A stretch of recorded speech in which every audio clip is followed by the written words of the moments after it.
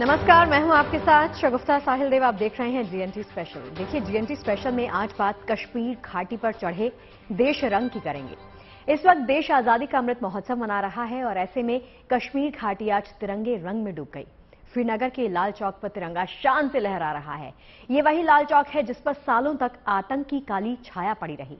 कश्मीर में एक दौर था जब आतंकी श्रीनगर के लाल चौक से धमकी दिया करते थे कि दम है तो आकर तिरंगा फहरा कर दिखाओ।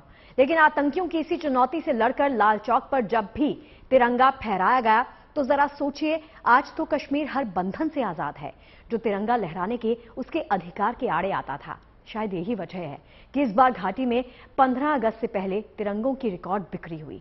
कश्मीर में शहर शहर तिरंगा यात्राएं निकाली जा रही हैं। वैसे बात भी ठीक है, शान से तिरंगा लहराने का दिन यूं तो सारे भारत के लिए खास है, लेकिन कश्मीर ने तो ये दिन बड़ी शिद्दत से मांगा था, बड़ी मुद्दत में पाया है। की सफलता ने आतंकवादियों को परेशान करके रखा।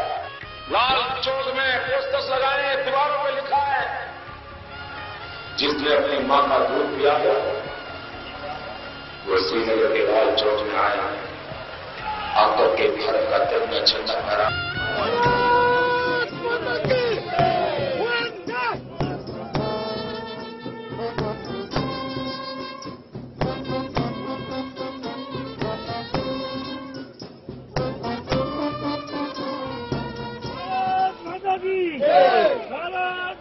गांव तक,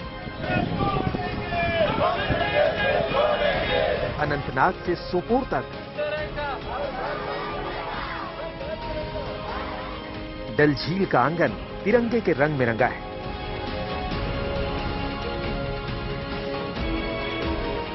कभी अपने श्रीनगर में जिस लाल चौक पर तिरंगा लहराता देखना हिंदुस्तानियों का ख्वाब था, आज उसी लाल चौक पर तिरंगा झूम के लहरा रहा है। कभी आतंक और दहशत के पर्याय रहे लाल चौक की फिजाएं आज देशभक्ति की धुनों से लकदक है।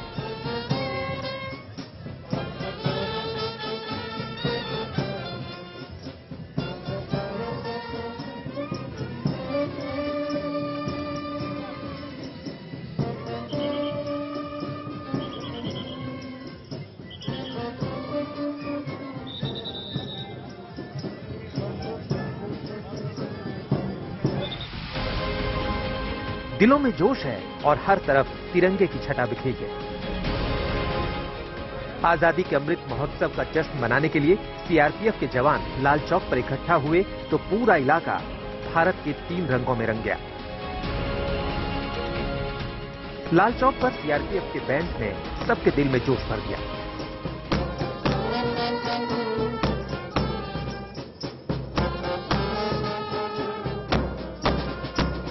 हर तरफ सुरक्षा के पुख्ता इंतजाम थे और इस कड़ी सुरक्षा के बीच बड़े शान से आजादी के अमृत महोत्सव की तिरंगा यात्रा निकाली गई।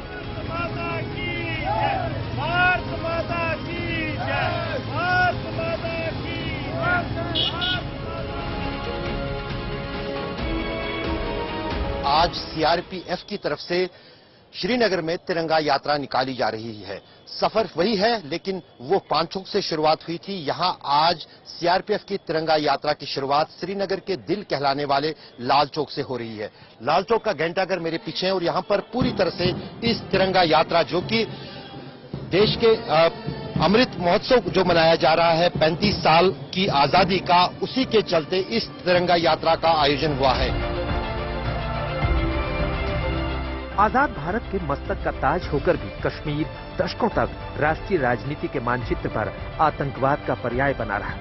कश्मीर को कश्मीरियत आतंक की उन बेड़ियों को तोड़कर राष्ट्र की मुख्य धारा में शामिल करने के लिए छटपटाती रही। लेकिन अब के बरस लाल चौक का ये समा इस बात का गवाह है कि कश्मीर का वो सपना पूरा हो गया है।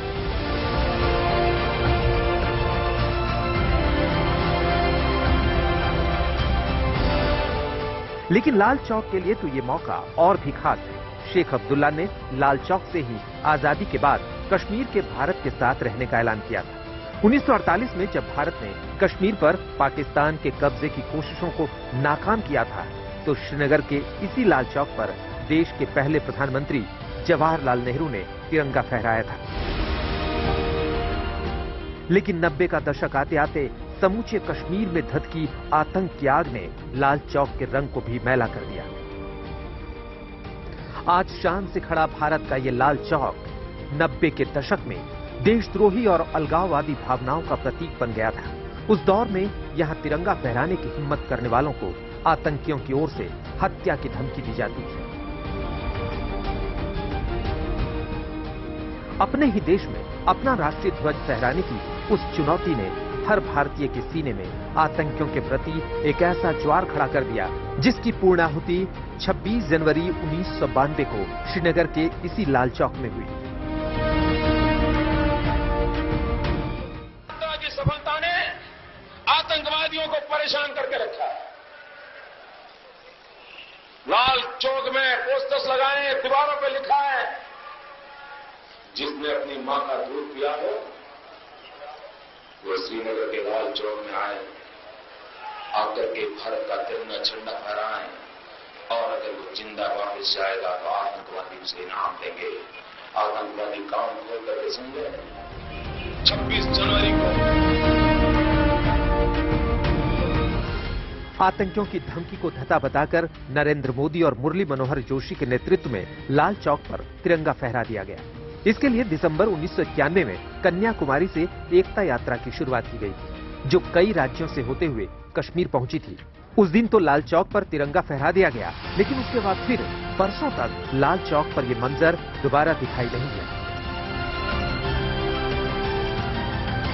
तुष्टीकरण की राजनीति और बदनीयत पड़ोसी की कोशिशों के बीच श्रीनगर के लाल चौक पर कभी तिरंगा फहराने की बात तो दूर, बल्कि इसके लिए हुए हर प्रयास तक का विरोध किया जाता रहा। 1980 में लाल चौक पर घंटा घर का निर्माण हुआ था, लेकिन निर्माण के बाद से अब तक यहां कभी तिरंगा नहीं लहराया गया। कश्मीर में हर राष्ट्रीय पर्व के दौरान आतंकी हमलों की घटनाएं होती थी, जिसके चलते यहां लोगों को कोई जश्न मनाने नहीं दिया जाता था। लेकिन 2019 में कश्मीर से धारा 370 की समाप्ति के बाद जम्मू कश्मीर में बदलाव और विश्वास के एक ऐसा सेतु का निर्माण हुआ जिससे होकर कश्मीरियत और भारतीयता का रंग एक दूसरे में घुलता चला गया।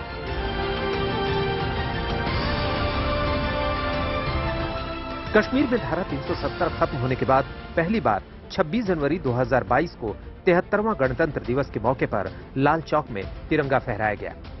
ये अपने आप में एक ऐतिहासिक घटना थी, क्योंकि 30 साल पहले 1992 के वाकये को छोड़ दें तो आजादी के बाद ये पहला मौका था जब घंटाघर पर राष्ट्रीय ध्वज शान से लहरा रहा था। लेकिन 26 जनवरी से 15 अगस्त आते आते तो लाल चौक का मंजर पूरी तरह बदल चुका है। आज हमारा लाल चौक तिरंगे के रंग में रंगा शान से इतरा रहा है।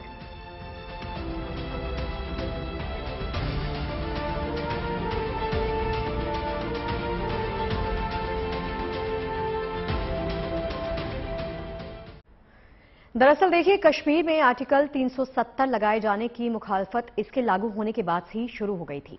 कई लोगों ने इसके लिए सालों तक संघर्ष किया। डॉक्टर श्यामा प्रसाद मुखर्जी भी ऐसे ही एक नेता थे जिन्होंने शुरुआत से इसका विरोध किया। उन्हें एतराज इस बात का था कि कश्मीर के भारत का हिस्सा होने के बावजूद हर भारतीय को वहां जाने के लिए परमिट क्यों लेना पड़ता है। कश्मीर के लिए अलग झंडा, अलग नियम, अलग कायदे कानून आखिर क्यों हैं? इसका उन्होंने मुखर होकर विरोध किया। इसके लिए लड़ते हुए उन्होंने अपनी जान तक गंवा दी। लेकिन आज कश्मीर में लाल चौक से डल झील तक लहराता तिरंगा यही कह रहा है कि उनका संघर्ष बेकार नहीं गया। लाल चौक ही नहीं बल्कि हर घर तिरंगा अभियान को लेकर अब जोश पूरे कश्मीर में नजर आ रहा है। हर घर तिरंगा अभियान के तहत डल झील में तिरंगा बोट रैली निकाली गई, जिसमें उपराज्यपाल मनोज सिन्हा खुद तिरंगा लहराते नजर आए। श्रीनगर की डल झील की शांत लहरों पर क्रूज जैसे जैसे आगे बढ़ता गया, पानी का रंग तिरंगा होता चला गया। पूरी फिजा तिरंगे के 3 रंगों में रंगती चली गई। क्रूज के साथ शिकारों का एक लंबा काफिला साथ चला। हर शिकारे पर तिरंगा पूरी शान से लहरा रहा था। ऐसा लग रहा था मानो पूरी डल झील ही तिरंगामय हो गई हो। हर घर तिरंगा अभियान के तहत डल झील में तिरंगा बोट रैली निकाली गई। जम्मू कश्मीर के उपराज्यपाल खुद क्रूज पर तिरंगा लहराते नजर आए। मनोज सिन्हा ने जम्मू कश्मीर के लोगों से अपने 13 से 15 अगस्त के बीच घरों में तिरंगा लगाने की अपील की। आजादी के अमृतकाल में जब पूरा देश जश्न में डूबा है, कोने कोने में तिरंगा यात्रा निकल रही है, हर दिल में देशभक्ति हिलोरे मार रही है, तो ऐसे में हिंदुस्तान का मस्तक भी तिरंगे की चमक से अभिभूत हो उठा है। श्रीनगर की वादी में देशभक्ति की रसधारा बह रही है, हर शिकारे पर तिरंगा लहरा रहा है। यूं तो डल झील की हर सुबह हर शाम बेहद खूबसूरत होती है, यहाँ का नजारा विहंगम होता है, लेकिन आजादी के अमृतकाल में इसका नजारा और भी भव्य और दिलकश हो उठा है। दरअसल डल की लहरों से लेकर लाल चौक पर लहराते तिरंगे तक कश्मीर ने अपने हिस्से का ये दिन बड़ी शिद्दत से मांगा था, बड़ी मुद्दत में आया है। आजादी के बाद से ही कश्मीर भारत का अभिन्न अंग तो रहा, लेकिन उसे भारत की पहचान को खुद में मिलाने के लिए अनवरत संघर्ष करना पड़ा, और कश्मीर के इस संघर्ष के पहले बलिदानी बने थे डॉक्टर श्यामा प्रसाद मुखर्जी।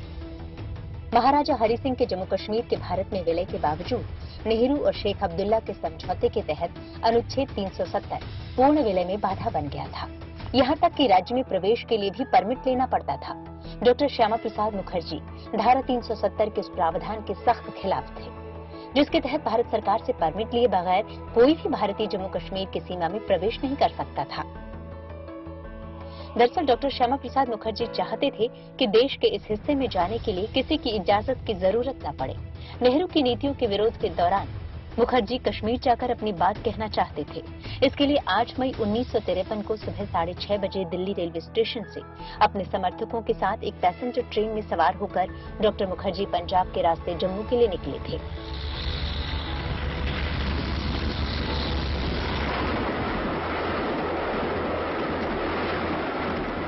उस वक्त डॉक्टर श्यामा प्रसाद मुखर्जी के साथ बलराज मधोक और अटल बिहारी वाजपेयी के अलावा कुछ पत्रकार भी थे। रास्ते में डॉक्टर श्यामा प्रसाद मुखर्जी की एक झलक पाने के लिए लोगों का जनसैलाब उमड़ पड़ता था। हैरानी की बात यह थी कि मुखर्जी कश्मीर जा रहे थे, लेकिन सरकार न तो उन्हें रोक रही थी और न ही गिरफ्तार कर रही थी। लेकिन 11 मई 1953 को श्रीनगर में घुसते ही उन्हें गिरफ्तार कर लिया गया। तब वहां शेख अब्दुल्ला की सरकार थी। 2 सहयोगियों समेत गिरफ्तार किए गए, लेकिन जेल की जगह उन्हें एक सेफ हाउस में नजरबंद कर दिया गया। पीर पंजाल की पहाड़ियों के बीच डॉक्टर मुखर्जी को गिरफ्तार करके रखा गया। उन्हें कश्मीर में 44 दिन जेल में रखा गया। यहाँ 23 जून 1953 को रहस्यमय हालात में उनकी मौत हो गई।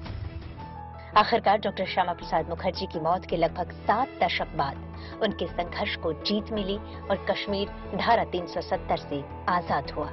जनसंघ के जमाने से डॉक्टर श्यामा प्रसाद मुखर्जी, जो कि प्रखर तौर पर इस चीज के विरोधी थे कि कश्मीर को एक अलग स्पेशल स्टेटस मिले, वहां पर जो है अलग झंडा हो और जम्मू कश्मीर का अलग संविधान हो, वो इसके सख्त खिलाफ थे। और आखिरकार अगर हम देखें किस प्रकार से मोदी सरकार ने अनुच्छेद 370 और 35A को हटा के डॉक्टर श्यामा प्रसाद मुखर्जी का सपना पूरा किया। कश्मीर में धारा 370 हटाए जाने के बाद पीडीपी नेता महबूबा मुफ्ती ने कहा था कि कश्मीर में तिरंगा थामने के लिए हाथ नहीं मिलेगा, लेकिन आज जम्मू कश्मीर में लाखों हाथों में तिरंगा लहरा रहा है। अकेले जम्मू जिले में इस बार 3 लाख से ज्यादा तिरंगों की बिक्री हुई है। प्रशासन से लेकर जम्मू कश्मीर का जन जन देश की आजादी के अमृत महोत्सव पर हर घर तिरंगा अभियान को शान से आगे बढ़ा रहा है। श्रीनगर से अशरफ वानी के साथ bureau report, good news today. वैसे देखिए, कश्मीर ही नहीं बल्कि देश में भी इस वक्त कन्याकुमारी तक हर घर तिरंगा अभियान को सफल बनाने के लिए मुहिम लगातार जारी है। देश भर से आ रही तस्वीरें इस बात की गवाही दे रही हैं कि कैसे देश आजादी का महाउत्सव मना रहा है। आइए आपको दिखाते हैं देश के अलग अलग हिस्सों में चल रहे हर घर तिरंगा अभियान के शानदार रंग। 15 अगस्त की स्वर्णिम सुबह जैसे जैसे करीब आ रही है, भारत कश्मीर से कन्याकुमारी तक तिरंगे के रंगों में सराबोर होने लगा है। इस वक्त सारा देश मानो हर घर तिरंगा लहराने के महायज्ञ में जुटा है। हर हिंदुस्तानी की आंखों में बसा है तिरंगा, हर दिल में जोश भर रहा है तिरंगा, और आज पूरा देश इस तिरंगे के रंग में ही रंगा नजर आ रहा है। देश का हर नागरिक हर घर तिरंगा अभियान का हिस्सा बन रहा है। पूरे देश से आ रही इस अभियान की तस्वीरें हर हिंदुस्तानी को गर्व का एहसास करा रही है। ये अभियान कश्मीर से लेकर कन्याकुमारी तक देश को एक सूत्र में पिरो रहा है।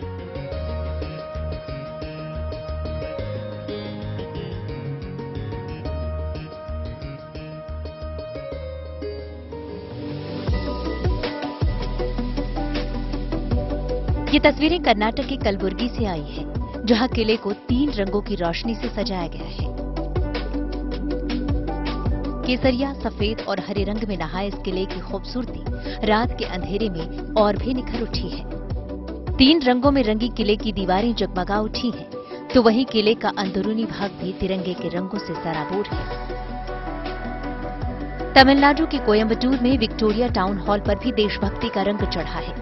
सिटी कॉरपोरेशन काउंसिल ने स्वतंत्रता दिवस के मौके पर टाउन हॉल को 3 रंगों से रोशन किया है। तो वहीं आजादी के महोत्सव पर उत्तर प्रदेश को दुल्हन की तरह सजाया गया है। तिरंगे की रोशनी में नहाए विधानसभा की तस्वीरें लोगों को लुभा रही हैं, देश प्रेम का संदेश दे रही है। आजादी का रंग देश पर कुछ यूं चढ़ा है कि रामलला की अयोध्या में भी देशभक्ति की धारा बह रही है। अयोध्या में आजादी के जश्न को दिव्य और भव्य बनाने की कोशिश की जा रही है, जिसके लिए साधु संतों ने शहर के लोगों के साथ मिलकर कमर कस ली है। अयोध्या में इस बार 8000 मठ मंदिरों में झंडा फहराने की तैयारी है, ताकि अवधपुरी में राम भक्ति के साथ ही राष्ट्रभक्ति का भी शंखनाद हो सके। इस मुहिम में अयोध्या के आम लोग तो शरीक हैं, साधु संत भी शामिल हैं। शहर में बसे साधु संतों में से 20,000 साधुओं ने इसमें अपना योगदान देने को कहा है। इसके तहत मंदिरों में होने वाले झंडारोहण कार्यक्रम में साधु संत हिस्सा लेंगे। मंदिरों के साथ ही उन ठिकानों पर भी झंडा फहराए जाएंगे जहां वो फिलहाल रहते हैं। यानी 15 अगस्त को अयोध्या में श्री राम जन्मभूमि, हनुमानगढ़ी और कनक भवन समेत कई दूसरी पौराणिक और ऐतिहासिक इमारतों पर धर्म ध्वजा के साथ देश की ध्वजा फहराती नजर आने वाली है। उत्तर प्रदेश में शहर शहर तिरंगे की इस मुहिम के चलते खादी के झंडों की डिमांड अचानक बढ़ गई है। लिहाजा लखनऊ के खादी ग्रामोद्योग कारखाने में लगातार झंडे बनाए जा रहे हैं। हर यूनिट में अलग अलग काम चल रहा है। सरकार का हर घर तिरंगा अभियान खादी ग्रामोद्योग के लिए खुशखबरी लेकर आया है। इससे खादी के झंडों की रिकॉर्ड बिक्री हुई है। 13 अगस्त के फहराए जाने वाले झंडे को लेकर नवाबों की नगरी के लोगों ने खूब दिलचस्पी दिखाई है। दरअसल गुणवत्ता और मानक के लिहाज से ये झंडे बाजार में उपलब्ध दूसरे झंडों से बेहतर साबित होते हैं और सालों साल चलते हैं। यही वजह है कि शहर के लोग इस समय झंडे की खरीदारी करते गांधी आश्रम में दिख रहे हैं। यहाँ काम करने वाले लोग भी झंडा खरीदारों की डिमांड देखकर उत्साहित हैं और जरूरत के मुताबिक झंडे उपलब्ध करवा रहे हैं। हम लखनऊ के गांधी आश्रम में ही इस समय हैं और यहाँ पर भी तिरंगे की बिक्री हो रही है। लोग हर साइज के तिरंगे लेकर के यहाँ जा रहे हैं। ये वही काउंटर है जहाँ पर तिरंगे की बिक्री हो रही है और लोग लेकर के अपने घर के लिए जा रहे हैं और जो संस्थान हैं वो भी ले रहे हैं। तरह तरह के और हर साइज के तिरंगे हम यहाँ पर देख रहे हैं। बीते कुछ बरस में खादी को लेकर लोगों की सोच बदली है, तो वहीं खादी ने भी खुद को बदला है। समय के साथ खुद को ढाला है। रही बात झंडों की, तो इस बार झंडे ही लाखों रुपए के बिक रहे हैं। डिमांड इतनी है कि झंडों की सप्लाई दूसरे शहरों और राज्यों से हो रही है।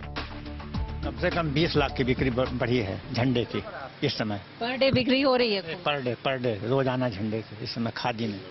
तो इतनी ज्यादा झंडों की तिरंगे की आप लोग जहां से लेते हैं वहां से भी तो बन करके आपने पहले से तैयार कराए? सब पहले से व्यवस्था है।